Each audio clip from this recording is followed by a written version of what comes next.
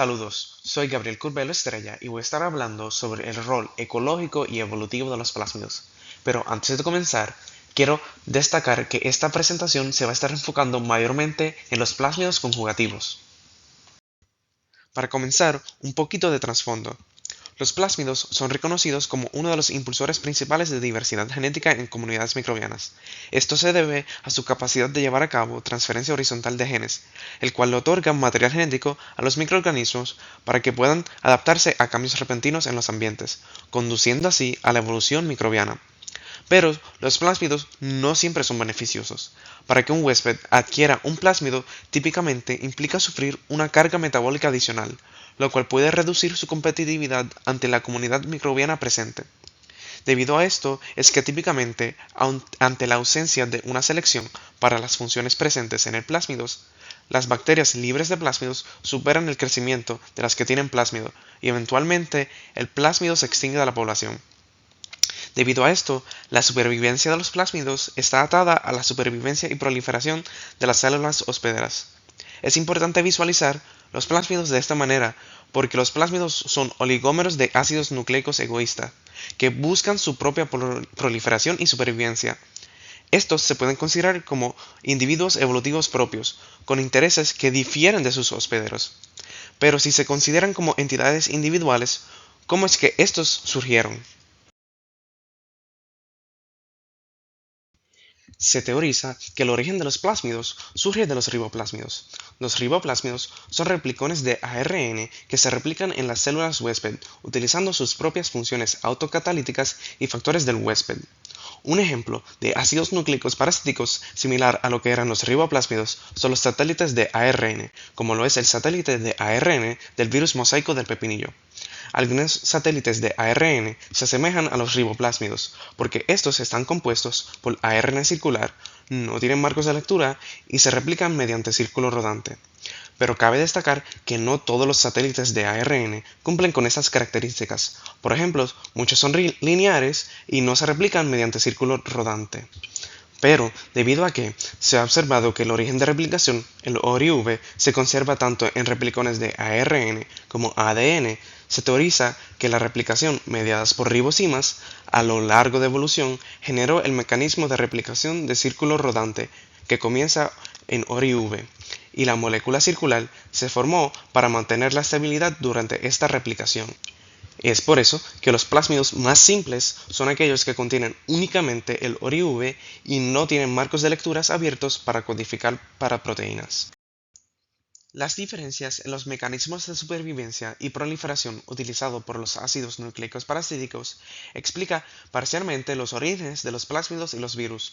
Los que desarrollaron una cápsula proteica protectora evolucionaron a ser los ancestros de los virus, pero los que se enfocaron en la resiliencia celular, codificando genes que promovían la supervivencia celular y a su propia proliferación, evolucionaron a ser los plásmidos. Las estrategias empleadas por los plásmidos para asegurar su propia proliferación pueden resultar beneficiosas, neutras o negativas para los hospederos. Y esto es lo que ha generado tanta diversidad de rasgos conferidos por los plásmidos. Se reconoce que los plásmidos imponen una carga metabólica en las células huésped debido a su necesidad de mantenimiento y expresión. También a menudo estos causan otros tipos de alteraciones en las células, lo cual conlleva a costos de adaptación. Adicionalmente, la herencia de genes plasmídicos es inestable, lo que implica que genes beneficiosos pueden ser perdidos aleatoriamente. Como consecuencia, los plásmidos en teoría deberían de eliminarse de las poblaciones bacterianas mediante selección negativa, e incluso cuando los genes codificados por el plásmidos son lo suficientemente beneficiosos para compensar estos costos metabólicos, la teoría predice que estos genes accesorios deberían ser capturados en el cromosoma bacteriano, permitiendo la pérdida del plásmido redundante. En adición, los sistemas de adicción como los sistemas de toxina-antitoxina tampoco garantizan la supervivencia a largo plazo, debido a la posibilidad de que estos sistemas también sean capturados por el cromosoma, permitiendo así la pérdida del plásmido. Ante todos estos retos, no obstante, los plásmidos persisten en la naturaleza, yendo en contra de este dilema evolutivo. Pero, ¿por qué se debe esto? En su artículo del 2022, Brockhurst y Harrison proponen 6 posibles explicaciones para esta paradoja, aunque mayormente se limitan a plásmidos conjugativos. La primera explicación propuesta es la transmisión infecciosa. En lugar de persistir a largo plazo en una o unas especies determinadas, esta propone que los plásmidos podrían sobrevivir a nivel poblacional mediante la transmisión horizontal, pasando de una célula a otra. Estudios han demostrado que algunos plásmidos tienen tasas de conjugación lo suficientemente altas para permitir su persistencia en poblaciones bacterianas, incluso ante altos costos de adaptación y una fuerte selección negativa.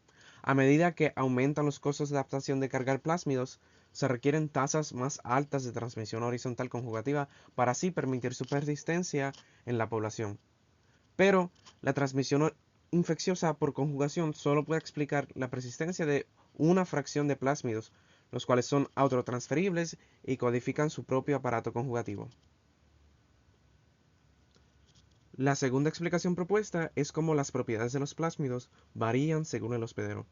Se ha demostrado que las propiedades de persistencia de los plásmidos, como el número de copias y la tasa de conjugación, varían considerablemente entre especies y hasta cepas bacterianas, indicando que, aunque en algunos hospederos la aptitud plasmídica no es permisible, en otros hospederos no genera un costo, sino que aumenta la aptitud del mismo, lo que implica que en algunos genotipos de hospederos pueden actuar como refugios para algunos plásmidos, facilitando así su mantenimiento en la comunidad. Sin embargo, los efectos variables de aptitud no pueden explicar la persistencia de plásmidos de tamaños grandes y alto costo, por lo que se predice que estos dependen críticamente de la transmisión infecciosa para su mantenimiento. La tercera explicación propuesta es las interacciones plásmido-plásmido. La persistencia de algunos plásmidos puede ser afectada por la presencia de otros plásmidos. La coinfección de plásmidos puede afectar la eficiencia de transferencia, por ejemplo, mediante la movilización de plásmidos no conjugativos. También se ha demostrado que algunos plásmidos, su costo de aptitud fue menor mediante la coinfección, en comparación al costo de cada plásmido medido individualmente. Y esto es un ejemplo de epistasis sinérgica, mejorando la persistencia de los plásmidos mediante la coinfección al debilitar la selección negativa. Esto también ayuda a explicar por qué los aromas bacterianos contienen múltiples plásmidos a una frecuencia más alta de lo esperado. La cuarta solución propuesta es la transmisión de fuente sumidero. En comunidades bacterianas, especies con una mayor aptitud de acarreaje de plásmidos permiten que algunos plásmidos persistan en especies que de otro modo serían incapaces de mantenerlos. Pero el contrario también es cierto, debido al efecto de dilución, donde la transmisión de plásmidos dentro de una población puede verse afectada si las especies hospederas competentes viven en una comunidad dominada por hospederos menos competentes. La quinta explicación propuesta es la evolución compensatoria. Esta se basa en que los costos de adquirir y mantener un plásmido pueden superarse mediante la evolución. Estas mutaciones compensatorias pueden ocurrir en el plásmido, en el cromosoma o en ambos. Aunque en teoría las mutaciones compensatorias en los plásmidos deberían de ser más exitosas, ya que los beneficios se pueden transmitir mediante la transferencia del plásmido, permitiendo así una mejor persistencia en la comunidad. La sexta y final explicación es el aprovechamiento de adaptaciones. Las mutaciones compensatorias son aquellas que reducen el costo de acarreaje del plásmido y por lo tanto no se seleccionan en poblaciones bacterianas sin el plásmido. Pero mutaciones generales que son beneficiosas pueden evolucionar en células portadoras de plásmidos como en células libres de plásmidos, que a su vez estas pueden tener el efecto de reducir pleiotrópicamente el costo de acarreaje del plásmido. Un ejemplo son las mutaciones en reguladores globales del metabolismo bacteriano. Estas reducen los costos de mantenimiento del plásmido al causar una regulación negativa neta de la expresión génica en la bacteria y en la del plásmido.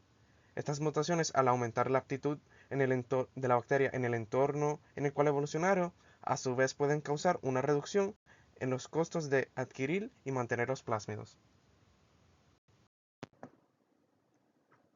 Otra explicación para la paradoja puede surgir de las dinámicas que determinan la localización de genes de resistencia, ya sean plasmídicos o cromosómicos. La ausencia de genes centrales en los plásmidos se comprende relativamente bien. Esto se debe a que genes centrales típicamente están conectados en redes celulares complejas, haciéndolos menos transferibles. Además, la herencia de plásmidos es menos estable que la cromosómica.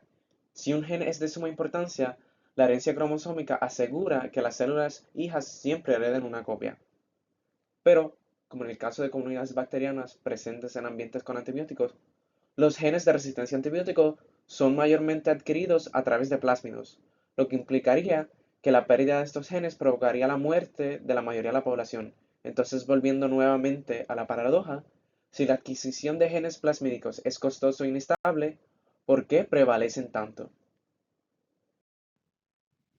Utilizando el ejemplo de una comunidad bacteriana donde hay antibióticos presentes, la resistencia que predomina puede ser cromosómica o plasmídica. En experimentos ecológicos teóricos, la resistencia cromosómica es el único resultado evolutivamente estable cuando uno, el beneficio de la resistencia es alto, es decir, una alta mortalidad asociada a antibióticos y un bajo costo de resistencia. 2, cuando la aptitud del plásmido es baja, entiéndase, una baja tasa de transmisión y un alto costo del plásmido. Y 3, cuando la densidad celular global es baja, tiende a ser una alta tasa de mortalidad y una baja tasa de replicación. Esto se puede observar en la gráfica, donde el eje de X es la tasa de transmisión del plásmido y el eje de Y es el costo del plásmido.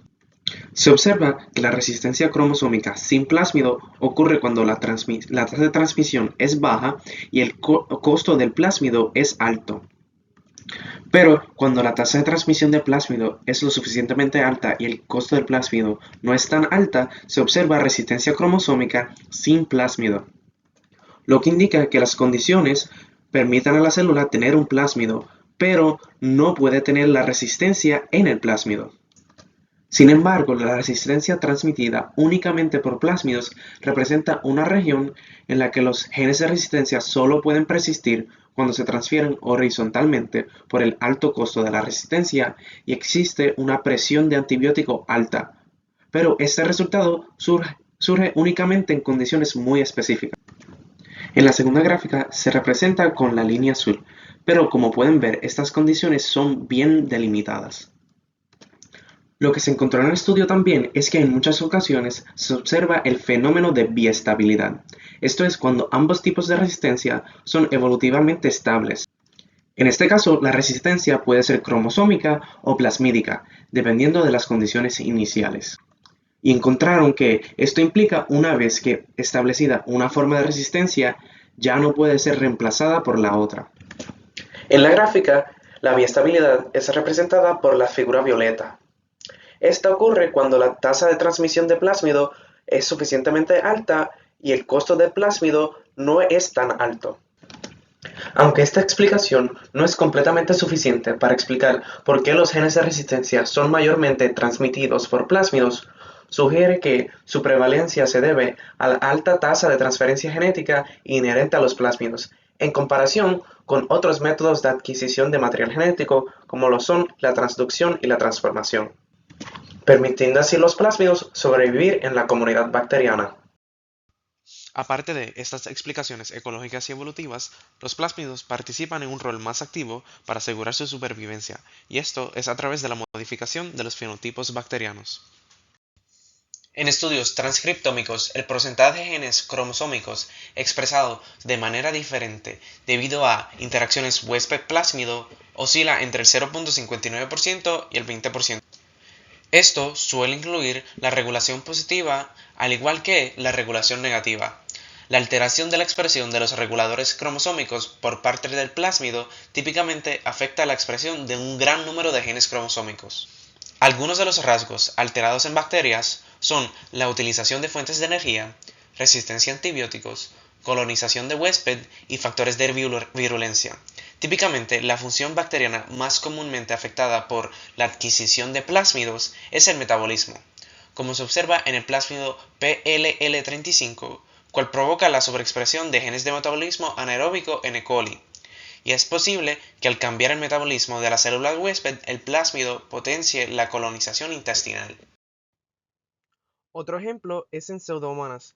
La adquisición del plásmido PCAR1 provoca una sobreexpresión de un sistema de flujo cromosómico, proporcionando así mayor resistencia a diversos antibióticos sin que el plásmido necesite codificar genes de resistencia. Por último, otro ejemplo es el plásmido PMAR2. Este regula positivamente la expresión de una adhesina cromosómica en E. coli, enteropatógena, mejorando así la colonización del huésped al promover la formación de lesiones de adhesión y borramiento en las células epiteliales intestinales. Adicionalmente, la adquisición de plásmidos altera las bacterias fenotípicamente para aumentar la transmisión horizontal.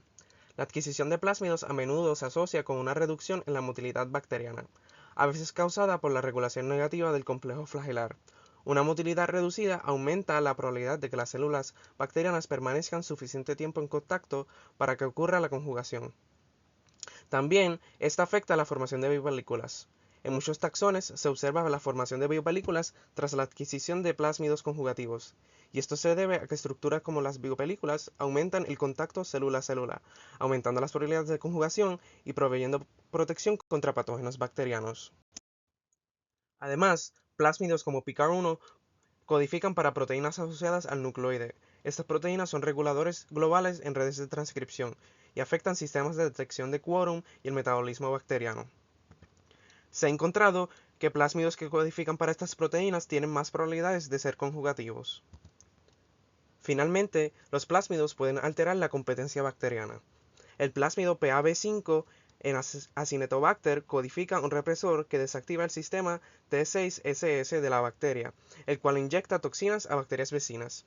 Sin embargo, al desactivar este sistema de la célula hospedera, el plásmido asegura la supervivencia de los transconjugantes, a cambio de la aptitud de su hospedero. Estos rasgos pueden ser favorecidos siempre y cuando el aumento resultante en la transmisión horizontal compense la pérdida en la replicación vertical de su hospedero.